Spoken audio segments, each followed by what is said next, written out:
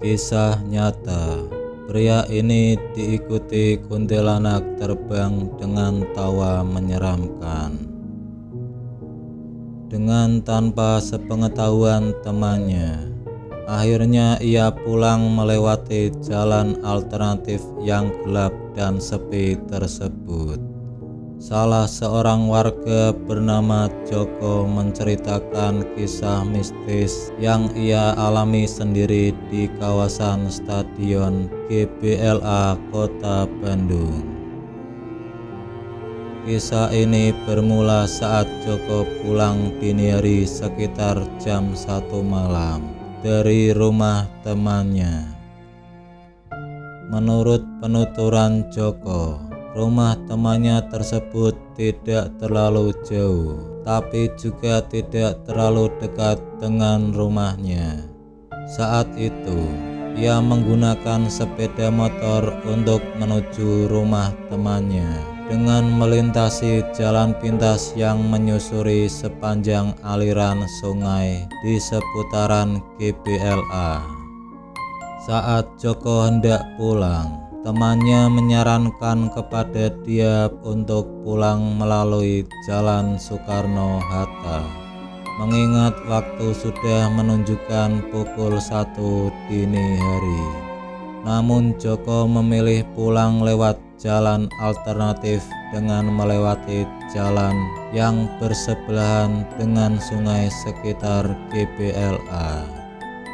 Dengan tanpa sepengetahuan temannya, akhirnya ia pulang melewati jalan alternatif yang gelap dan sepi tersebut.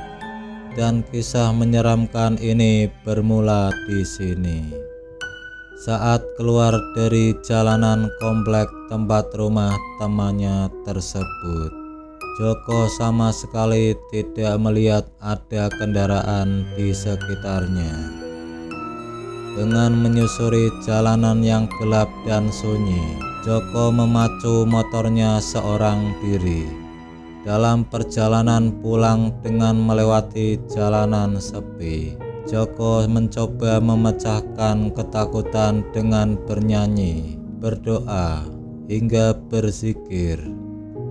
Setelah sampai di tikungan dekat jembatan, disinilah terjadi hal menyeramkan tersebut.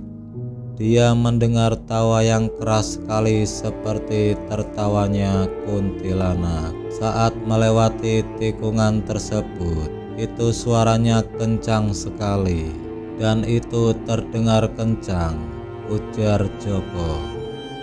Tanpa ragu, Joko langsung tancap gas lebih kencang sambil melihat ke arah belakang dan kaca spion. Namun ternyata yang ditakutkan Joko terjadi. Dia melihat dari kaca spion, kain putih terbang melayang dengan diiringi suara tawa yang keras dan menakutkan. Anehnya, semakin Joko menjauh dan melaju dengan kencang, suara tersebut tidak hilang dan malah semakin terdengar keras. Selanjutnya hal aneh yang lain terjadi ketika Joko memberanikan diri melihat ke arah belakang. Saat Joko melihat ke spion motornya, dengan jelas sekali kain putih itu terbang mengikutinya dengan suara tertawa yang sangat keras.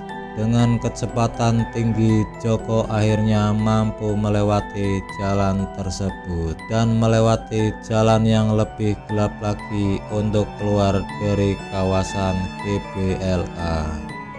Kemudian dengan tergopoh-gopoh dan suasana yang tidak nyaman, akhirnya Joko sampai di simpang 3 yang mulai ramai, yaitu Jalan Derwati. Karena saat itu Joko berangkat dari rumahnya di sekitar Bumi Panyelukan menuju rumah temannya di Gria Bandung Indah. Dan inilah jalan pintasnya dengan melewati jalan yang berada di samping sungai sekitar GBLA.